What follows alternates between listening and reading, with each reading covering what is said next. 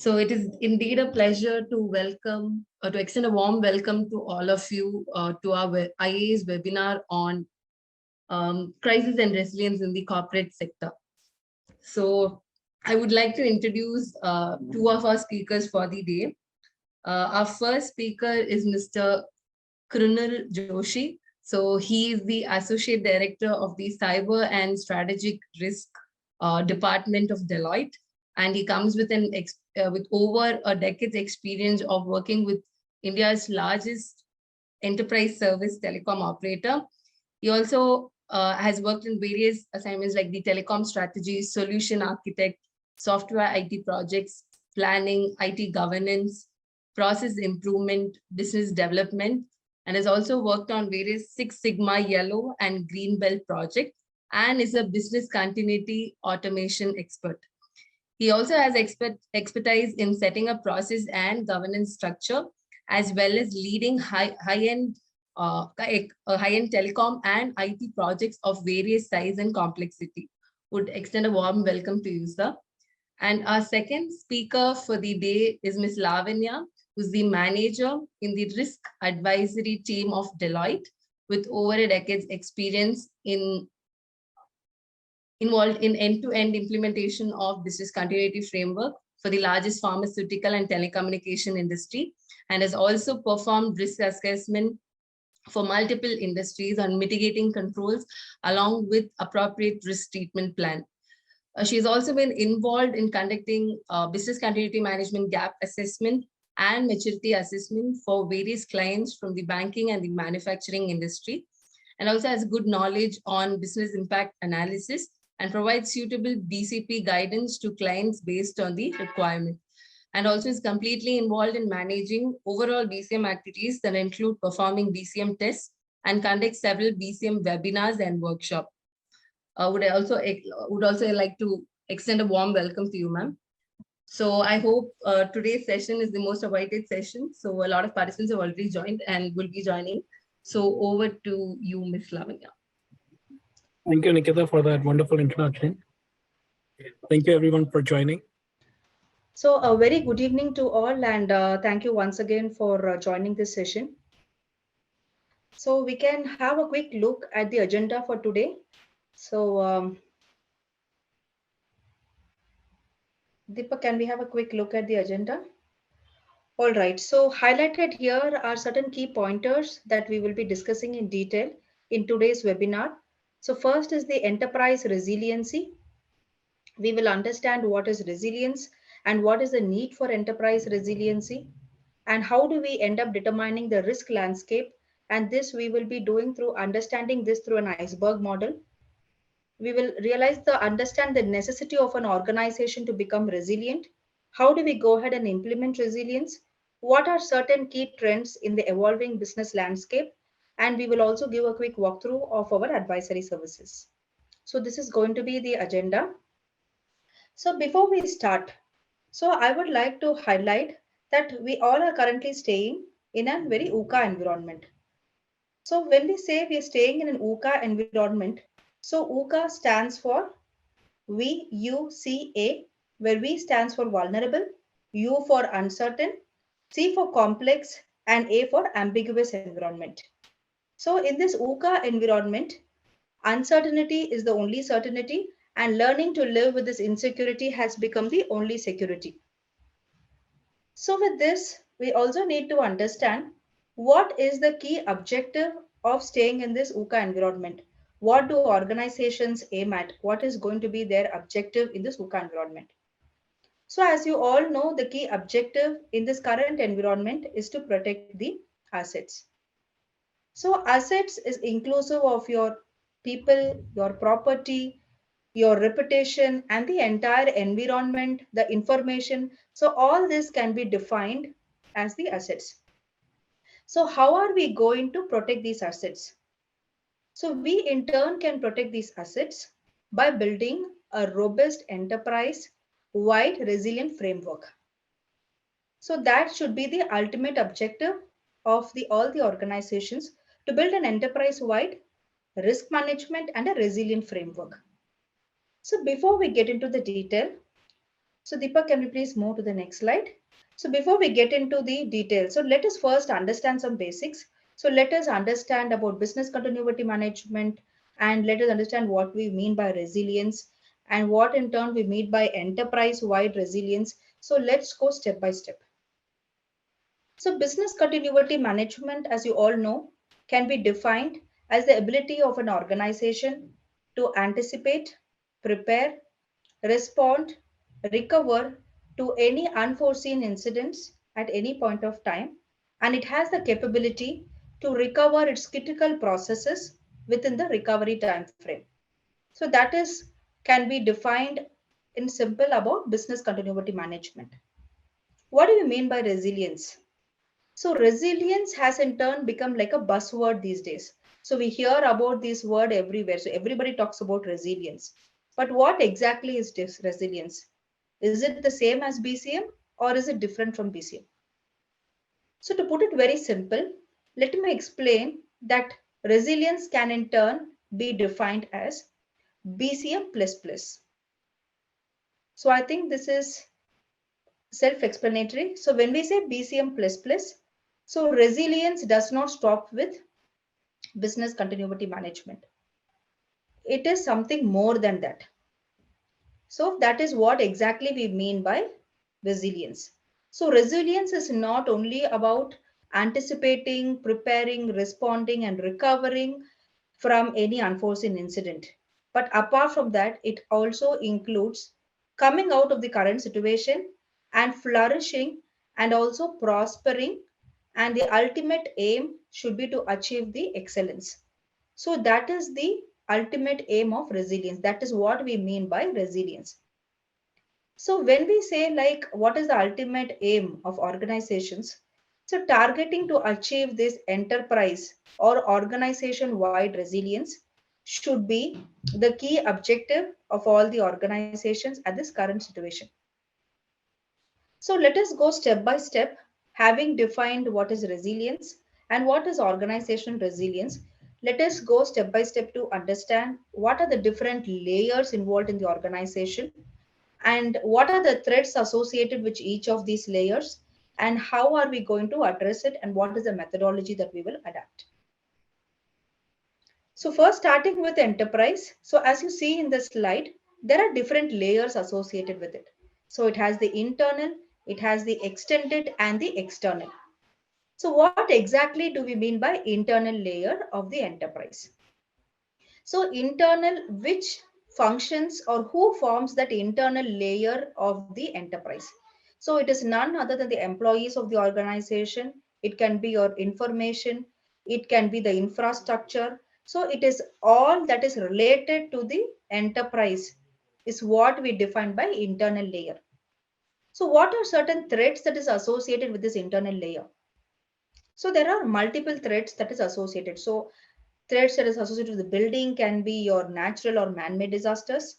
And when it comes to people, it can be attrition and it can be a lot of other non-availability of the resources due to some terrorist attacks, due to some strikes, due to non-availability of transport. So there is a lot of reasons that is threats that is associated with people.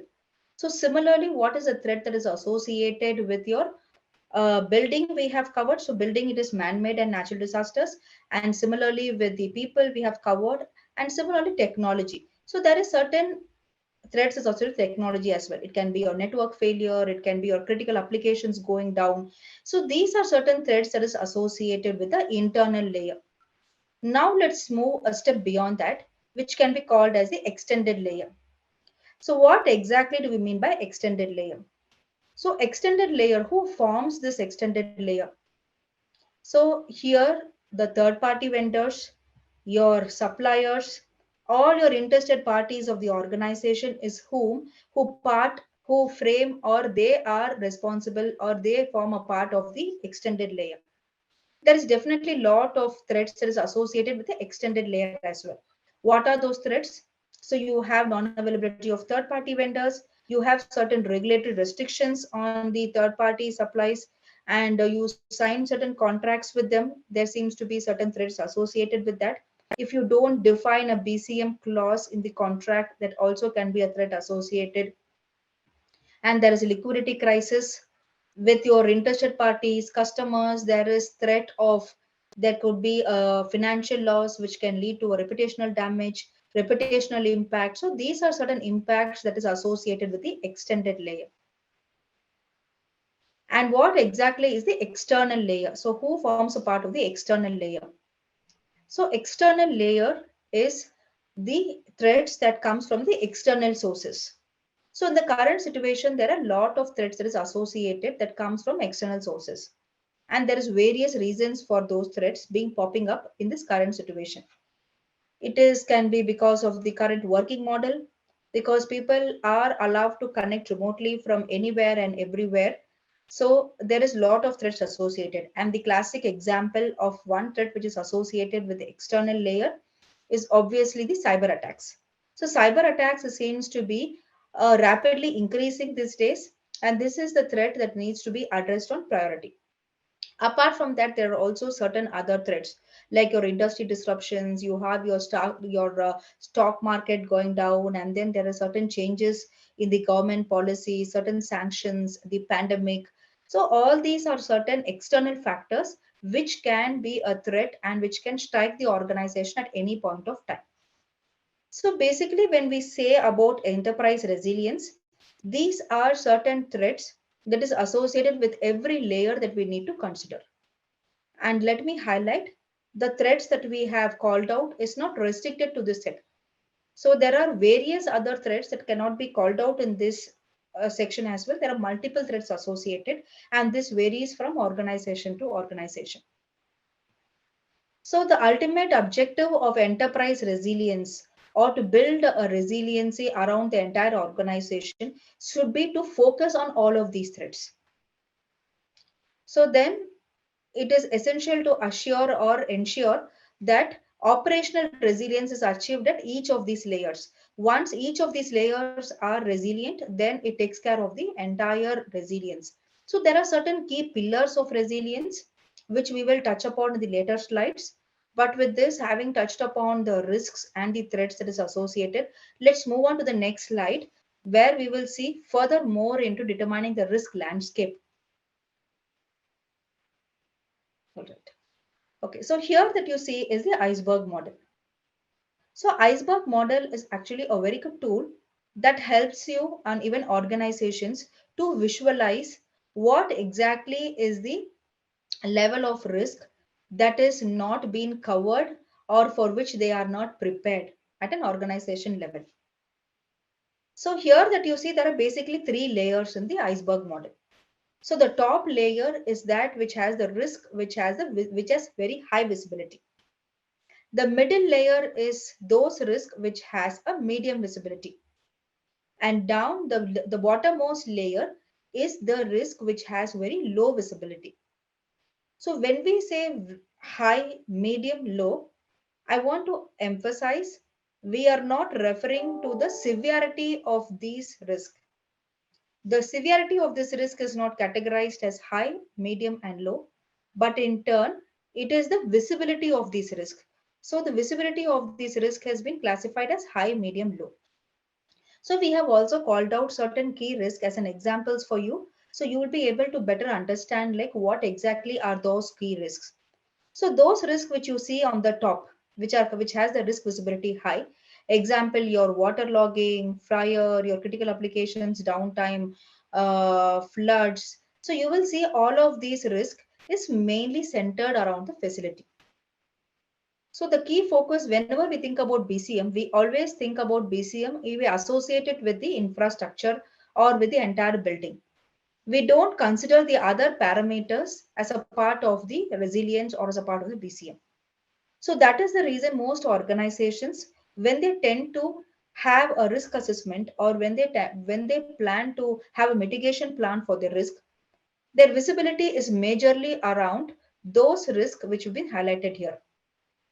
And they in turn try to have certain dedicated response recovery teams, certain mitigation plans, which includes certain documented policies and procedures, including certain investments, testing, training. So these are certain mitigation plans or actions which is being taken to address those risks which has a high visibility. But what we also need to understand is organizations need to also understand that there is a layer behind that and which has a medium visibility. So it's not that we are not aware of this risk. We are definitely aware of those risks. And we also have a kind of mitigation plan in place, not for all the threats, but certain places we might have a mitigation plan in place. But the only concern is we need to also understand like how prepared are we to address those risks. So let us take some examples of those risks with medium visibility, which is your cyber attack, your natural disasters, critical utility disruptions, civil unrest, epidemics. So these are certain threats which we are well aware of, and we are in turn, we have certain mitigation plans in place. Like for cyber attacks, we have updated our systems. We have all those antivirus patches, all those updates being taken care from the IT team. And also when it comes to natural disasters, we have when it comes to all the fire, this we have smoke detectors, we have fire alarms, we have mitigation plans for certain things. But when it comes to the level of preparedness, we should focus on how prepared are we to handle those risks. The last comes those risks which has a very low visibility. So what do we mean by having a low visibility? So when we say low visibility, these are risks which are there, which we have really covered it under. We are really not focusing on this kind of risk, but we know these risks will prevail. And at any point of time, it is going to cause huge damage to the organization. But we do not really focus on preparing the mitigation plans. And in other way, we can say we are ill prepared. We are not prepared at all to handle these types of crises. So some random examples of these kinds of threats can be your biological warfare, terrorist attacks, global pandemic, and even some kind of succession planning. So these are certain things we're very well aware, but we need to understand that these risks also needs to be focused. And just because they lie down, it doesn't mean that their impact is low. They have a very huge impact. So the only takeaway here is we need to focus on those risks, and this iceberg model will clearly give you an understanding of the categorization of those risks. So with this understanding about the risk landscape, we let's move on to the next slide. All right, so we have a kind of understood what is resilience. We have seen what is the enterprise resiliency, and we have also seen what are the different layers associated with the enterprise resiliency and what are the threats associated, and how do we determine the risk landscape. So we have seen all that. Now let us see why it is necessary for an organization to become resilient. So we have, it looks like most of the organizations have some BCP plan in place. They have plan B. They have some alternate action plan in place. But why is that they will have to? What is a necessity for an organization to become resilient to a crisis? So we need to understand that. So we are currently in a different situation. So the situation here, which you are currently staying, is not the same as it was 3 years before. I'm sure all of you would agree with me on this. So basically, we are now in the post-pandemic. So situations have changed drastically. So right from our working style to our personal life, there has been a lot of changes. And even organizations have initially thought resilience as an thought, or like it is like an activity which is cost huge investment, but with no returns. So that is what they have thought about resilience previously. When I say previously, this was the thought during the pre-pandemic or pre-COVID, where organizations had certain BCP plans in place. They had not thought about resilience. They thought it was an extra money that we need to spend, but they felt there is no basic returns out of that. So they had resorted to their own traditional approach. So when we say the traditional approach, it is like their bolt-in approach. Like what is a bolt-in approach? You see all functions in silos. Though everything forms an enterprise, though all the functions forms an organization, we still consider it separately. So that has been the approach, traditional approach. So that has been how they have approached it. So process is separate, technology is separate, your process, technology, your building is separate. So all this has been working in silos. Though we understand for an organization to operate, we have different functions in an organization, but all the functions in the organization are in turn dependent on the support functions like HR, IT. So they provide support to all the functions. So it is very essential that these functions should all ideally not work in silos, but they should all be integrated and they should be collaborated, and that is how they should be working. So that is how it should be the approach. So this is basically called as a built-in approach. So the previous one which we saw, that is the bolt-in approach, where everything is in silos. And now that we are talking about resilience is the built-in approach. So where resilience should be built in by design. So in the organization and in the business operating model. So when we say you need to build resilience by design, what are the pillars? So to build something, you need the key pillars, right? You need, so even when you construct a house, you cannot just raise a house like that. You need certain key pillars because they form the strong foundation for any building or for any organization to be strong. So what are the key pillars of organization resilience? So here that you see on the slide are the 5 key pillars of an organization resilience. So first is your people, your reputational, operational, financial, and environmental. So these are the key 5 factors which form the key pillars of the organizational resilience. So when you say people resilience, what do we mean by people resilience? So people is obviously your employees in the organization. You need to not just focus on the infrastructure. Your focus should now be divert, and I think it is getting diverted. Now the focus is not on the building because we no more operate from building. Like there has been different operating models now currently. We work from home, we connect from, we have hybrid working models. There has been a lot of models that we have been adopted now. So now the focus should be on people. When we say people, managing their mental resilience, so managing the mental health.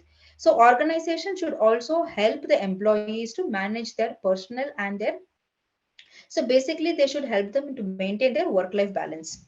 So that is what we mean by people resilience. So we should also understand what is keeping them good and what is the focus, what is the certain steps that needs to be taken from succession planning, from certain kinds of training, and some kinds of if there are resources with certain specific skill set, what needs to be done to ensure there is no any kind of single point of failure, or there is not any kind of single point of dependency as well.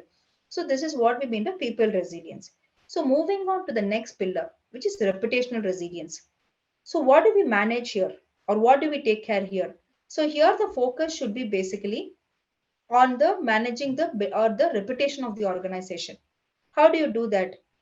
So, like you should be very key focused on protecting your data or your information, customer data, client data. You should be sensitive about that.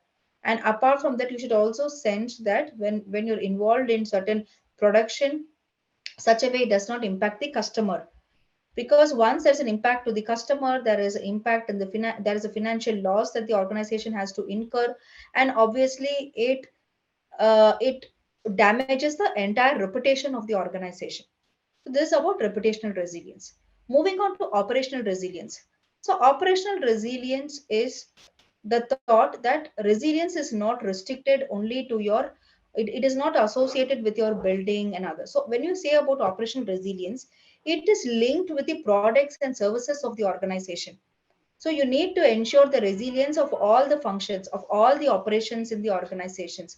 So that is what we meant by it should be linked together, it should be collaborated, because there is lot of several attributes of having or achieving operational resilience. What are those attributes of achieving operational resilience? So once you have all this operational resilience, so your organization itself will be scalable, your process will be agile, it will be adaptable, it will be very intelligent and smart. So these are the certain benefits of also implementing operational resilience. Now moving on to financial resilience. So in the financial resilience, so we need to assess the impact to your finance. So where any product or any service, the non-availability of that product or non-performance of that is linked to the performance of the organization. So which in turn can create a loss. So when we have to assess the impact, you need to understand what is that impact. So due to non-availability of the product, what is going to be the impact that the organization is going to incur? So if this is my revenue, what is going to be my impact? And so this is what, so you need to have a clear understanding and what are the mitigation plans in place to ensure that in case a disruption strikes me, how do I ensure that I'm financially resilient? So for this information cannot be gathered by the organization. So this definitely requires the inputs of several other teams. So you need the inputs from the top management, from the executive leadership. You need to involve your finance team. They need to give you that information. So you need to basically understand that you're financially resilient as well. An organization needs to be financially resilient. Last but not the least, there is the fifth pillar, which is the environmental resilience. So here is where exactly we focus on all related to the environment. You need to focus on your ESG risks. So when we say ESG, you need to focus on what is the environmental, social, and governance risk. So all this needs to be all right. So I get to see some message that am I audible to everyone, or is Yeah, it me? Lavanya, you're audible. There is no lag from my end. All right. All right. Thank you. Thanks, Krunal. All right. So, okay, let me continue about environmental. So, I was explaining about environmental resilience. So, here the key focus should ideally be on your ESG risk. What do you mean by ESG?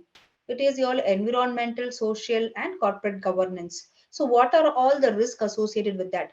So, now ESG is also picking up a lot of interest in recent times because it is very essential to ensure that we are able to address all that because there are a lot of regulations around that as well. So as an organization, it is very important that we focus on what is going to be our ESG risk. When we do our risk assessment, we also need to consider all these parameters because this will in turn give an understanding that we have covered all the 5 pillars. So this slide or the information that you see here is basically an outcome of the global resilience report. So from this report, we understand there are certain statistics updated here. So we still feel so it is been understood that among it's only 35% of the organizations consider resilience as a strategic priority for the organization and has executive level sponsorship. So which means that the remaining percentage have still not realized the importance of the involvement of the executive leadership or what is the strategic priority or what is their role for the what is their role or contribution to the organizational resilience. Now, still the statistic shows that only 20% of the organizations consider the key components of organizational resilience are in place. So, which means that 80% of the organizations have still not realized what is the components of organization resilience, what are those key 5 pillars, what they need to focus on, what is going to be the impacts. Next is the 18% of the organizations consider resilience is understood and they have cross-functional engagements. The next 16% of the organizations consider organization resilience is a new concept. So some basic components are in place focusing on limited aspects of resilience. So this basically for us to understand that it is a high time for organizations to understand the important or the importance to become resilient and resilience must become a habit. So to put it very simple, it is like doing yoga. So yoga is very simple. You don't have to put a lot of efforts to do that. It has to just become a habit and it has to be done consistently and persistently. And it will definitely help you to maintain your physical fitness and mental fitness as well. So that is how. So resilience should not be thought as something that needs to be an investment or it is something as in something that we need to think of. But resilience should be a built-in philosophy. So it should be built into your operating model itself. So it becomes a habit for the organization and stay resilient. All right. So with this, we can move on to the next slide. All right. So we have seen it is necessary for the organizations to become resilient. But how do we do that? And how do we implement resilience? So we can go ahead and implement resilience through the APAT methodology. So what do we mean by APAT methodology? So A for anticipate, P for prepare, A for adapt, and T for thrive. So one thing that I need to clearly emphasize here, and as you know, resilience is not a rocket science, and it is not going to happen, and it is not going to be something that you can do it at the last moment when the crisis knocks at the door. It is not that. Resilience is a habit. So it has to be practiced even during business as usual.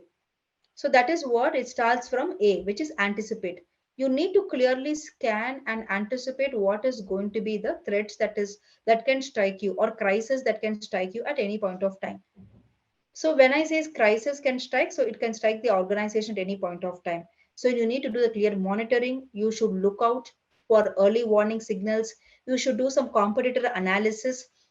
You should also carry out certain impact analysis, market study. Certain strategic alignment also needs to be done to be anticipate. You need to continuously anticipate if any issue or any incident can in turn develop into a crisis. You need to have a clear visibility into that. So that is what we explained about the iceberg model. So the management needs to clearly understand what are the risks in my organization, and they need to have an open eye towards anticipating the risk and the crisis. Next is P, which stands for prepare. So you need to be well prepared. So it is not just enough if you just anticipate and you know what are the risks. You need to be well prepared for that. So when we say prepared, you need to have a clear roadmap on what is going to be my strategic plans. You need to involve the leadership. You need to have frequent management review meetings. You need to discuss about what is the role of BCM. How do we see ourselves 1 year from now?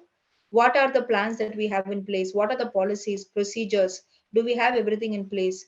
Do we have to look out for certain alliances, certain collaborations who can help us with maintaining our BCM posture? So we can also think about those things. Do we have to involve certain other engagements? Do we have to involve certain third party so they can help us with certain conducting certain audits to ensure that we are all well set to manage any kind of crisis, and are we in par with the industry best practices? So these are what we call by prepare. You need to be prepared at any point of time. And then comes adapt. So when we say adapt, so it is you need to you need to respond and align. So you need to respond. So what do we mean by respond? So when the crisis strikes, it's not only about it is not only about recovering, it also needs about responding. So you need to respond, or you need to communicate the right things to the right people. So that is what the main things, communication plays a major role. So you need to really be focused and trained on who is going to deliver the internal and the external communications. So there is also should be a clear hierarchy on who invokes BCP.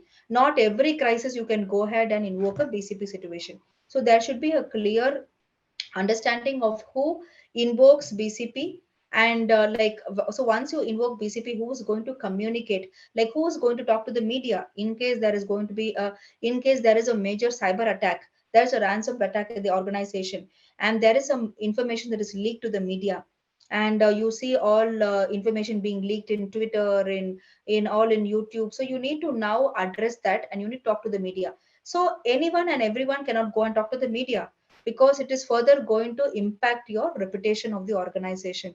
So there should be a clear hierarchy on who is going to go and talk, and what are the action plans, who's going to address the media, what kind of communication should be cascaded internally within the organization. You need to first drop a message to the internal employees, like this is the current situation, we are managing that, it's going to take care, so you don't have to panic. So let's stay together, let's collaborate and provide the required support. So we need to send out this internal communication.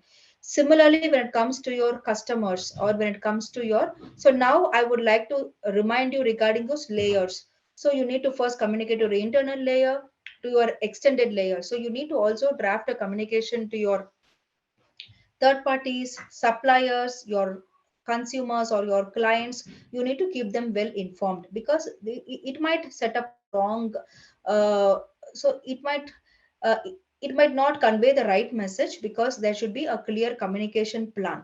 So apart from that, there should also be alignment and collaboration. So maybe if during any kind of crisis, not everybody is trained to handle that uh, so we have a specific team called the crisis management team. So they are the people who will get into action. So they will be the first people who will get into the action. They will try to recover the all the assets, and then you also have a damage assessment team who will assess what is the cost of the what is the impact or what is the damage that has been assessed. And you also have the function leads who will assess the damage to their particular functions. So it definitely requires a lot of collaboration and also alignment. You also need to stay aligned, because there needs to be so communication, collaboration, alignment, change management. All this should go hand in hand when it comes to respond and align. And now, last not but the least, so it's the thrive. So this is what is the factor that we talk about resilient. So anticipate, prepare, and adapt. All this relates to your traditional approach. So which might be, this is the usual approach which organizations are following to respond and recover. But it doesn't stop there. This is the traditional approach. You need to move a step beyond that, where what we mean by thrive. So thrive is nothing, to put it simple, you can say it is prosper or flourish. So, how do you do that? That is through innovations and transformations. You need to think differently. You cannot follow the same traditional approach. You need to learn, you need to redefine, you need to improvise, you need to synergize. So, I think we can take an example of this. So, now it is like during the current situation, as I told you previously, there has been lot of changes in the pre-COVID and post-COVID. There has been lot of differences. Like initially, there used to be a single event, and it might go for a short duration of time. But if you take the current scenario, there seems to be multiple incidents that is associated with a single event. So let's take the example of the Ukraine war as well. So that is just one thing that is started. But apart from that, there is a lot of cascading effects associated with it, so which leads to multi incident scenarios. You end up not fixing up one issue, but you end up fixing up multiple issues. And what is the other things? So initially there were only one basic model with most of the organizations used to adopt. We used to go to the office and work, but now there is different models that we can adapt. The hybrid models, remote working, you can work from anywhere, everywhere. Different things are there.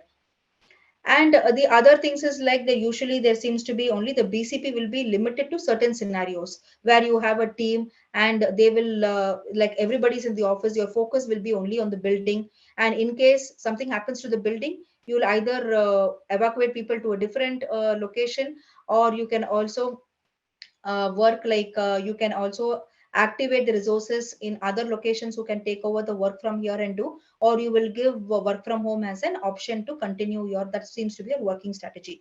But now there are multiple scenarios that you have to consider, because having seen about this work from home, there are a lot of cyber attacks associated with it. You need to manage ransomware, you need to manage malware, so there are a lot of attacks associated. So you need to think differently. So you need to think now, people. So if you have to address any kind of issues, you need to have your crisis management team will all you'll carry out certain fire drills. You will evacuate to the safe zone. But now organizations need to think, when they have to think about resiliency, people are not working from office. People are placed at different locations, at varied locations. So how are you going to, so when the objective of the organization is to protect the people, how are we going to protect the people who are scattered? So you need to redefine your policies and procedures. You need to think about how to facilitate, how to consider that. You need to rework on your plans, you need to rework on your procedures. And there are certain medical, you have organizations have certain tie-ups with certain medical insurance policies also. You also need to, with the current situation, you also needs to think about redefining your policies that will be very flexible and very useful for the employees in the organizations. So you need to improvise definitely, and also you need to synergize. So this is what we mean by being resilient. And again, so in simple we can mention that resilience, organization should not think about resilience as a thought, or it is not like a plan B. You don't have a choice. It should not be thought as an option. It should be as an integral part of the organizational DNA. So you should try to embed it in the business operating model. So with this, we would like to move to the next slide.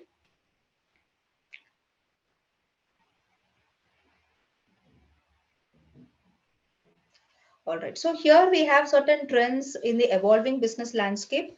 So what are those trends in the business landscape? So here are certain, we saw what is the, we understand that we are not in the, we are in the post-COVID now, and there has been lot of changes in the business landscape as well. So mentioned here are certain key pointers for the organizations to think about resilience. So the first thing is like, so I've already touched upon a few of these pointers. So first is repurpose work model. So there has been a lot of requirements that is coming up from the organizations. So organizations are also thinking on how to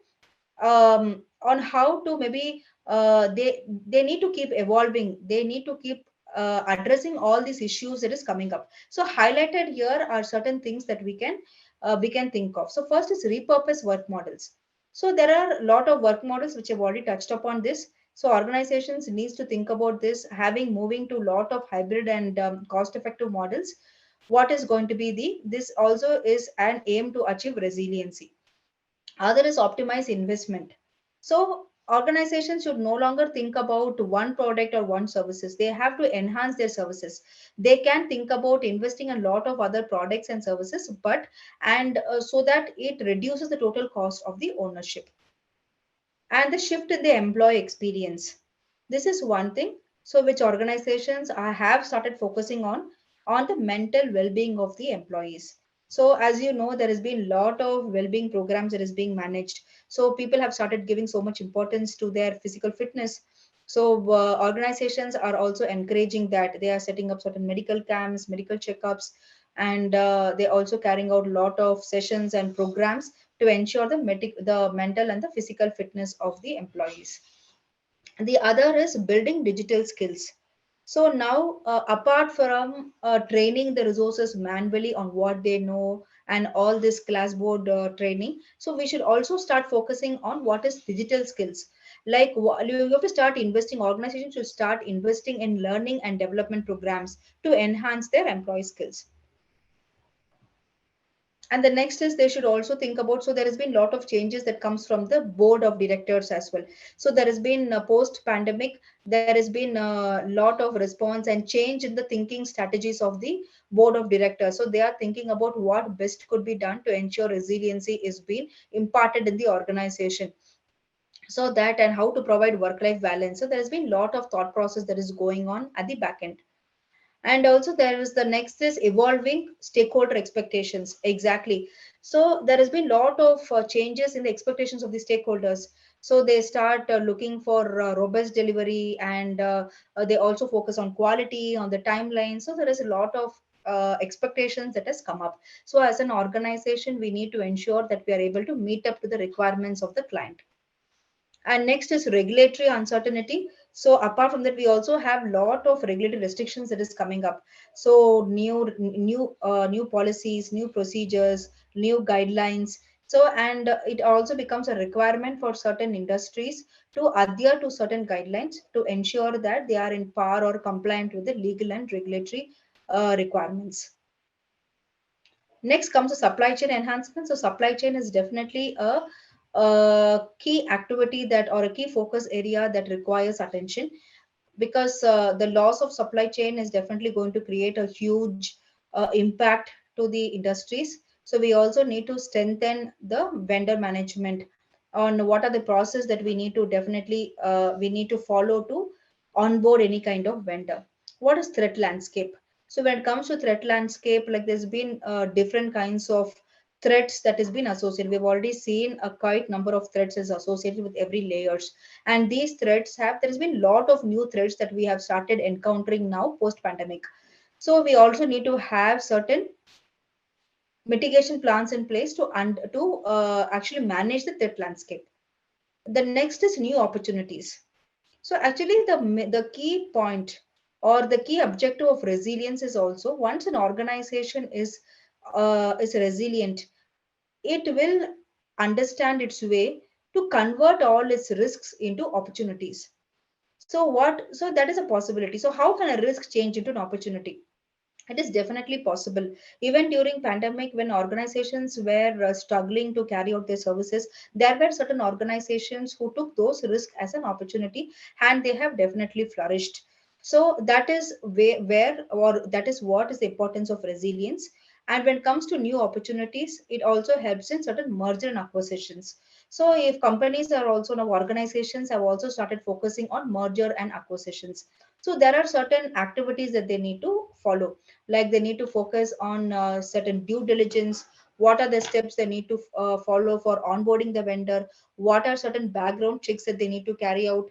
Whether the background checks is, in case the background checks works well, what is the next step to go and onboard that vendor? So what are the legal or the regulatory litigations around that acquiring that company? What is going to be the impact? How am I going to be beneficial? So there are a lot of background activities or the due diligence activities that needs to be carried out when it comes to merger and acquisitions. Also, when you have to go and acquire certain other companies, when you also have to, when you're going to interact or you need to collaborate with certain other agencies.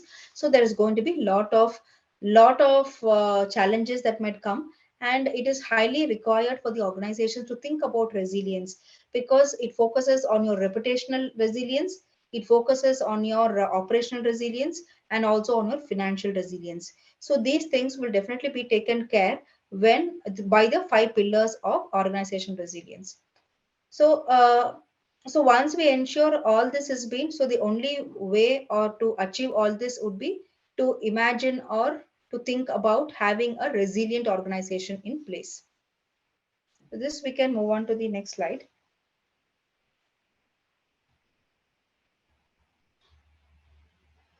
All right. So we have spoke enough about the threats and about the achieving organization resilience and also about the methodologies. And here are some quick walkthrough on a high level regarding certain solutions on how we have helped organizations with their requirements. So there has been lot of requirements that has come up from the organizations. Like there has been a multiple request that has come up from the organizations, and we have also helped them in various other factors. So I can also give certain use cases and examples of what has been the requirements of the organizations, and how these services have definitely helped them to meet up their requirements. Deepak, can we just move on to the previous slide, please?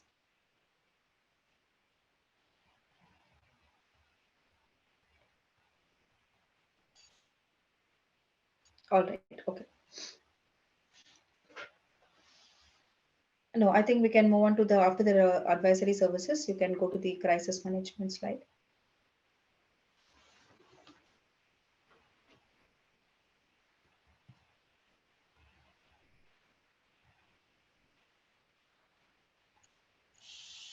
All right. So now it's a quick walkthrough of our advisory services. So first is like regarding crisis management. So there has been a request, like organizations have definitely started thinking a lot about crisis management. So crisis management and achieving resilience through in crisis. So like when it comes to crisis management, we need to really understand what exactly is that, what is that line between an issue, incident, and crisis, what definitely qualifies a crisis, and during a crisis what are certain things that needs to be managed. And organizations have given a thought about that, that during a, though they have a crisis management team in place, though they have certain crisis management documents being prepared, but that alone doesn't mean that we are well prepared for a crisis. So there are a lot of other things that we need to be really prepared when it comes to crisis. You need to understand what is a crisis, and when there is a crisis you also need to understand, you need to, when you need to invoke a BCP. So that is also very important. So when we say three things, so what is an issue, what is an incident, and what is a crisis. So crisis can absolutely, it is like when you don't address your issue and incidents, when you don't assess the impact of those issue and incidents, and you take it very lightly, assuming the impact is very low, it will slowly cascade into a crisis. So crisis can ideally be defined as a set of events which not which has been not seen or been taken care, which has not been managed properly, can definitely lead to a crisis situation whose impact is going to be very huge, and it can threaten the entire organization. So it can threaten the It can cause financial impact to the organization. It can cause a threat to the reputational impact of the organization. So that is what is the impact of having a crisis. And what are our services and how exactly we have helped organization to achieve or manage crisis. So listed here are the scope of the services. So like there has been, we have helped them in drafting the crisis communications, in major incident handling frameworks, and in also designing certain crisis management playbooks. So when we say crisis management playbooks, there are certainly three things that needs to be focused on the crisis management playbooks. So when it comes to crisis, three things. There are three R's basically that you can think of. One is readiness, respond, and recovery. So these are three things. So when it comes to readiness, you need to think about crisis planning. So we have helped organizations. So when we say, I can also take certain use cases where there has been where we have helped out a leading bank who already have their crisis management in place, but still we have helped them in designing their what is going to be their crisis management framework, designing certain playbooks for them, and what is going to be the involvement of the executive leadership in crisis planning, and what are the kinds of training that we can give as far as crisis management is concerned, and what are certain crises that they have to think about and it is applicable to the organizational level. So these are certain services. And to carry out this, what exactly is required?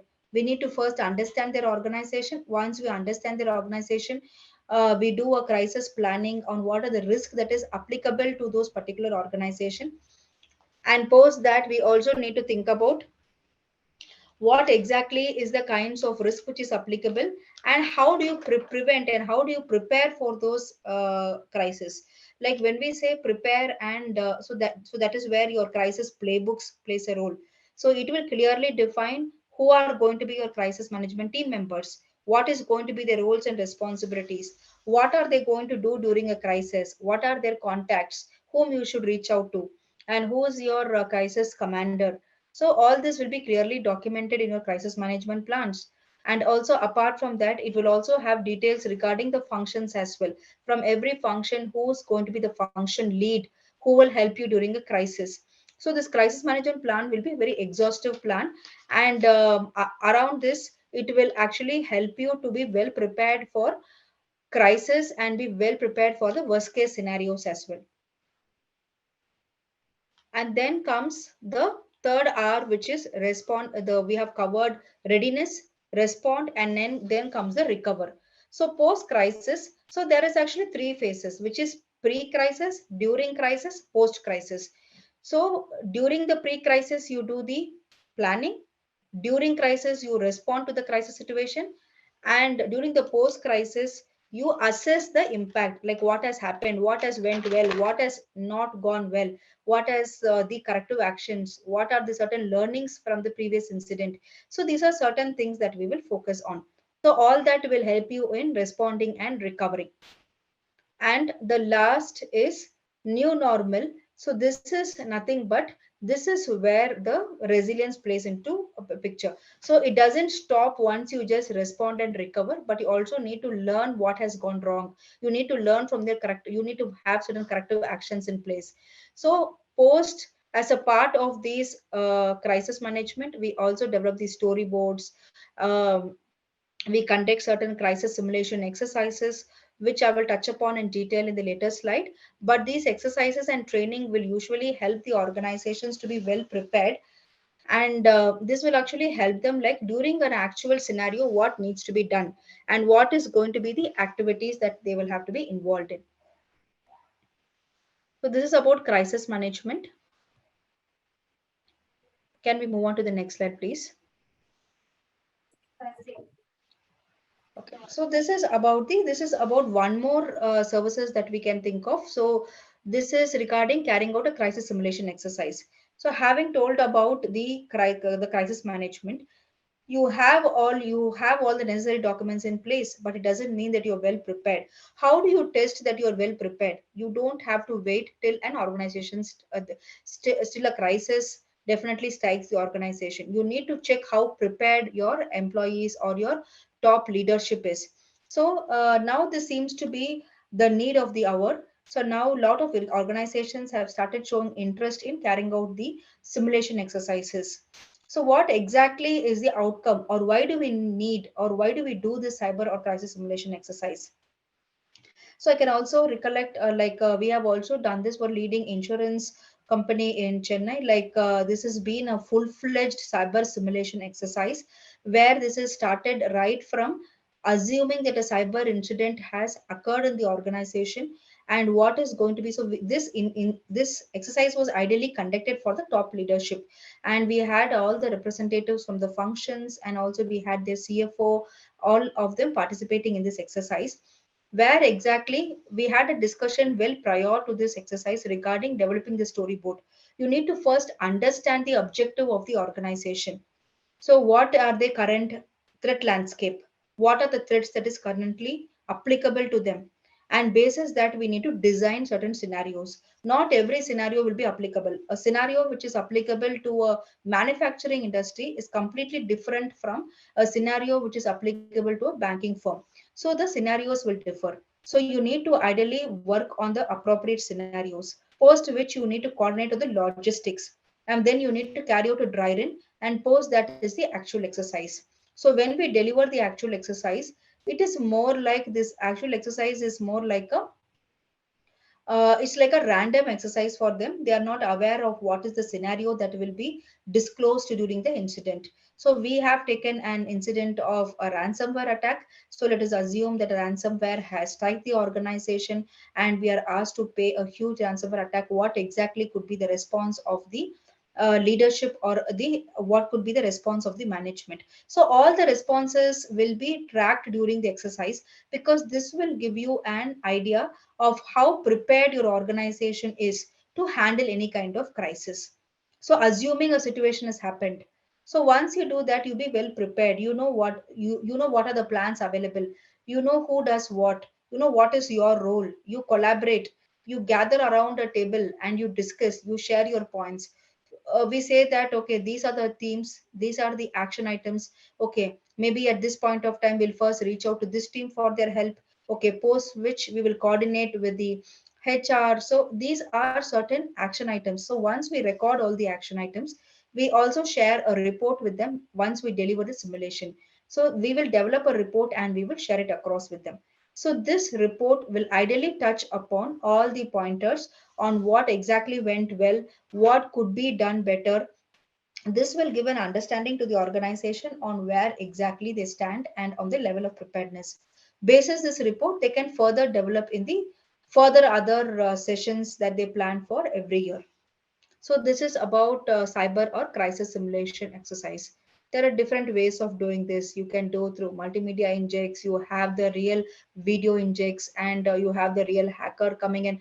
This is all to give you an impression that assume to give a real time scenario impact to you. So you will feel that you are witnessing, or you are in that current scenario, or you are in a crisis situation. So that is the ultimate objective of carrying out this exercise. Can we move on to the next slide, please?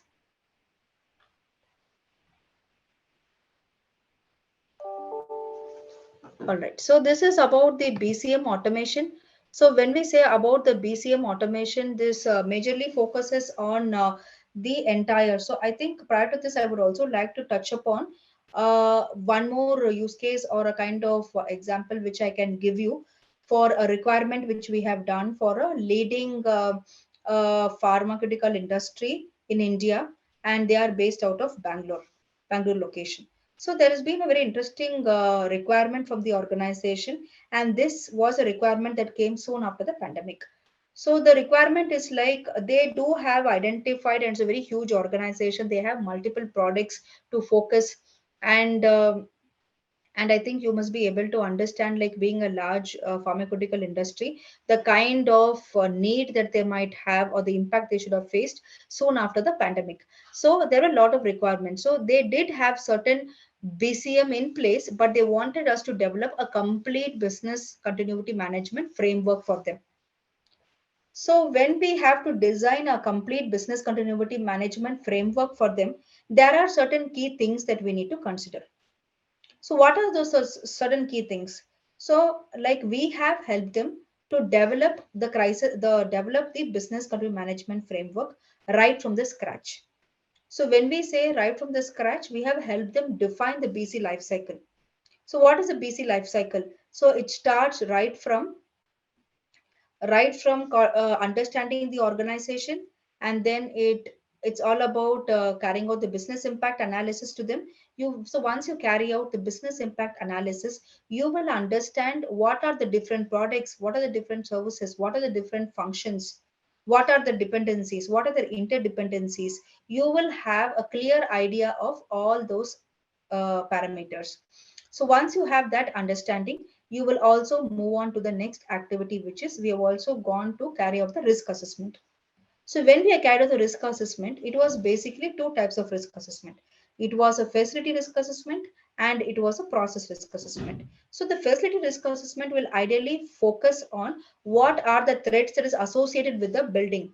So they have lot of manufacturing plants, they have their admin department, they have lot of, so you must be assuming they have certain plants where they have certain restrictions as well, because that is where the actual production is happening. So there are certain risks associated with that. So and apart from that, we have also concentrated on addressing their ESG risk. Like because of this, what is going to be the risk to the environment, and because of all that, is it going to, what kind of risk is it going to cause to the environment. So those risks were also being managed. So once the risk assessment was a very detailed one, which was carried out both for their manufacturing plants and for their manufacturing functions, and also for their support or enabling functions as well. Suppose that once you have done the business impact analysis, we have gone ahead and assessed what is their impact. So when we say, we have already seen that in the previous slides, what kinds of impact. So due to non-availability of this, what is going to be the impact on people? What is going to be the reputational impact? What is their financial impact? Any legal or regulatory impact? We have assessed all those types of impact. So once you have assessed all those types of impact, we have also gone ahead and designed the recovery strategies for them.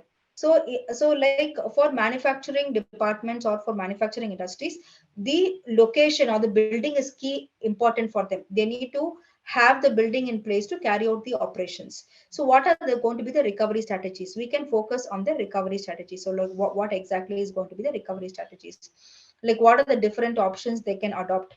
Like work from home, or work from home might not be applicable to all the functions. So what are the different strategies that is applicable to manufacturing functions? Suppose that we have also focused on designing their plans and procedures, their crisis management plan, pandemic response plan, their business continuity plan, location business continuity plan, and organization wide BC policy, business continuity policy. So all this has been prepared. And the last is we have also carried out the business continuity testing and exercising. So this has been a manual exercise, which has been like we had initially estimated this might take us a span of 6 to 8 months, but ideally this has been a very detailed or exhaustive exercise which has extended to a year or so. But this was a full-fledged exercise that we have carried out, and the outcome of this has definitely been very fantastic. And now, like the reason of especially highlighting this or the entire framework, for you to understand that during developing a business continuity framework, or for us to put in any kind of efforts to make an organization resilient, there are a lot of efforts that is going in. So there is a lot of functions you need to interact, there is a lot of dependencies, too much of information you gather, and all that will not be useful, or it will go to a waste if you don't think about a sustenance plan or a sustenance program. So the slide that you currently see, which is about BCM automation, it exactly talks or highlights about the need to automate your BCM. So once the organizations have taken the initiative of developing everything, of designing their plans, procedures, carrying out the business impact analysis, risk assessments, their IT disaster recovery plan, carrying out their IT disaster recovery assessments. So once everything is done from BCM perspective, it cannot be left like that. They also need to think about resilience or sustenance as the next step. So that is when the BCM automation will come into place. So BCM automation is a platform for operational resilience. This is like all put together in one application or tool. This will ideally, it's like one-stop solution for all your BCM requirements. So this will ideally help you to achieve what is going to be the requirement. So once you have certain things in place, once you understand this is what I have, okay, this is what I require, this BCM automation tool is going to help you manage the BCM on a whole. So right from designing your assessing the business impact analysis, carrying out your risk assessments, developing the plans and procedures, and right from carrying out the training and exercising and maintaining a repository of the documents, and it also in turn help you in when you're going for certain certifications. So with the rapid increase and with the need for also organizations to certify themselves, they are also thinking about ISO 22301 certification. So for doing that, they also need to ensure that this will ensure that the organization is BCM, like it adheres to the requirements of BCM. And this has lot of benefits. This will improve the trust of the customers. This will give you you will be like it will give you a good edge over your competitors, and it will also be helpful for you in increasing your revenue and building trust among the customers. So there is a lot of benefits of thinking about organization resilience. So and BCM automation is one platform which will help you meet that. So the request that has come up, which where we have helped organizations to develop the entire framework, this is the next roadmap or the next suggestion where we will suggest them to automate their BCM, their plans and procedures, because you ideally don't want someone to sit and manage it practically for you. So this tool or application will configure, will take care of all that internal arrangement. You can also you can also integrate your certain systems. If you want the repository of entire resources to be fed into this application, you can directly link it to your HRMS systems where you have the details of your resources. Then everything is being taken care. So this is about the BCM automation.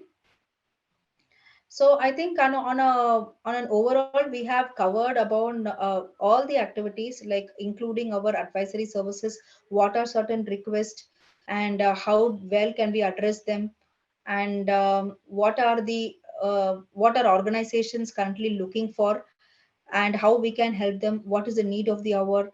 So basically all this has been touched upon. So Deepak, do we have any further slides? All right. So thank you Slides. so much for your time. I think we have finished this call well in advance. And thank you for patiently listening out to me. And now we would be ready to take up any questions from the participants. Thank you. Thank you once again. Have a great evening.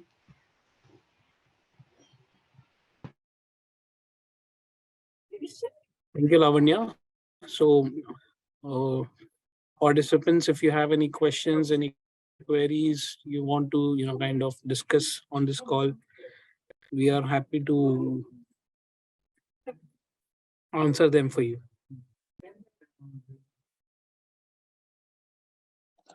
Participants can unmute themselves and talk.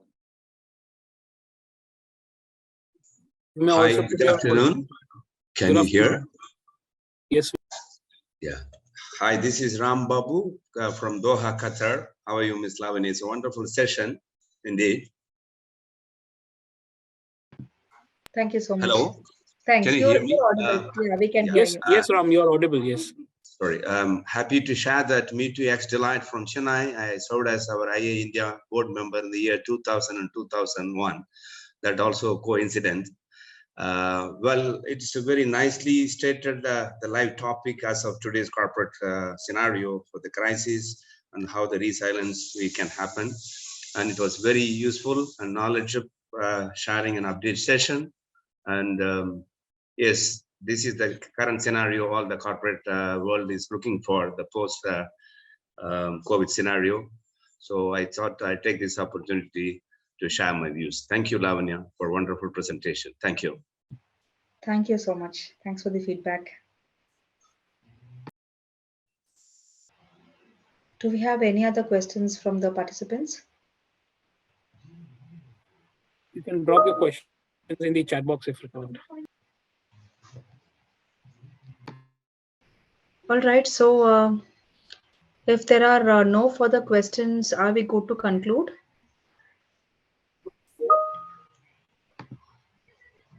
Nikita? Sir, Nikita is not available. May I request Deepak sir to give word Yeah, of thanks? yeah. So all the participants, thank you so much for joining this session and taking out a valuable time. I would really appreciate it. And in case in future, if you have any questions or anything, any tips if you would like to share with us, please do write back to us. We're happy to answer your questions. I'm sure that whatever Lavanya has gone through it regarding the BIA risk assessments and advisory and how the business continuity plan has been developed in the organizations, the corporate sector. I'm sure that you would have understood it, and we would be happy to assist you in case you have any questions in near future. Thank you. Moreover, all the recording sessions will be uploaded on YouTube, and those links will be shared to all the registered participants by tomorrow end of day. Thanks, Sarvana. Thank you. Thank you, sir. Thank you, ma'am. Thank you. Thank you, everyone. Thank you, Lavanya. Have a great Thank you, evening. Krunal. Thank Yeah. you. Thank you, everyone. Thank you, everyone. Bye.